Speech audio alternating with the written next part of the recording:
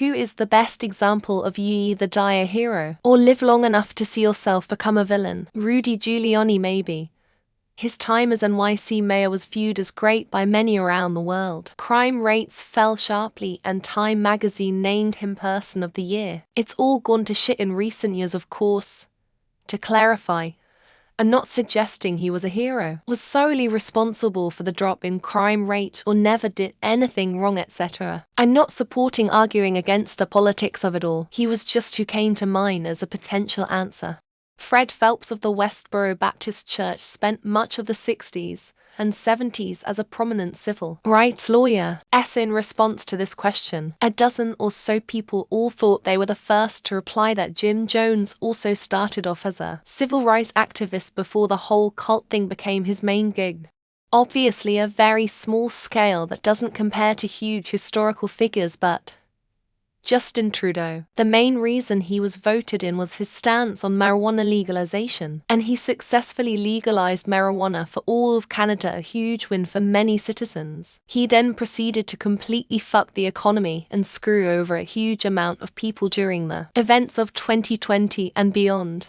Big tech, they're powerful, but are pretty much a humanitarian nightmare at this point. I remember back in the day I aspired to join them. I chose my career in tech because of how I admired them. Now I'm pretty certain they're going to end up being either the villains through the lens of history, or will make all of humanity go extinct. They're asses off to be treated like human beings and not as property nor waste of space. And now, some of them have become the very thing their ancestors were victims of. Their target are Asian people. Sean Paul Jones, carrying on raids on the British coast. After that he went to live in Russia, where he was arrested for the rape of a 10-year-old girl, and he also said that he had paid the girl several times for sex. May he rest in peace. In recent memory, Elon Musk is a big one. It was only a few years ago that Reddit basically worshipped him and constantly talked about how he should be Twitter and then destroy it. Now that he's actually done that, nobody seems to remember how badly they used to want him to do it. This is multiple people, but the Kansas City Chiefs. I remember the AFC Championship game where everyone was counting on them to beat the Patriots, and they almost did. Now they're the new dynasty, and already one of the most hated teams in the league. Kurt Schilling helped break the curse with a legendary performance in the ALCS. Absolute scumbag ever since. From wasting millions of Rhode Island taxpayers' money to outing his teammates' families' personal health struggles against their wishes. Most famous in American history is Benedict Arnold. He was an amazing American general during the Revolutionary War, and he got skipped over for promotion and some other stuff, so he switched sides and lives in infamy as a traitor to this day. J.K. Rowling.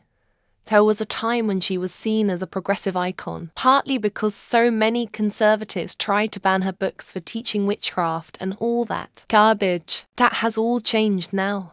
Me working hard at my job and not being rewarded for it, so I slowly become more and more bitter as my hate grows for the customers, co-workers, and managers. Hero is a stretch, but Scott Adams, creator of Dilbert. I do think he's been misquoted, taken out of context a bit, but a rough time for him. Surprised nobody's mentioned streaming services.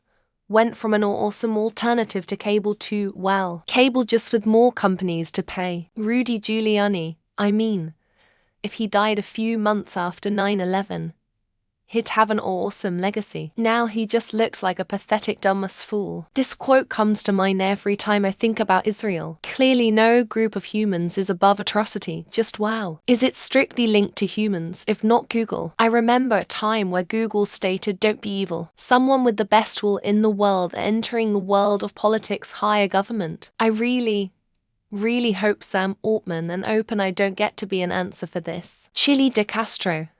His police series was hilarious, but he was a shit person. Every cop in America. That is the nature of their work environment. Prediction: John Cena will win this after a few more depositions. Saddam Hussein. Once the guy who stood up to the evil Ayatollahs. Phoenix Jones from Seattle. The literal definition of the term. Dwayne Johnson. I think overexposure has made him insufferable. The fucking Russo brothers. My goodness, they have an arc.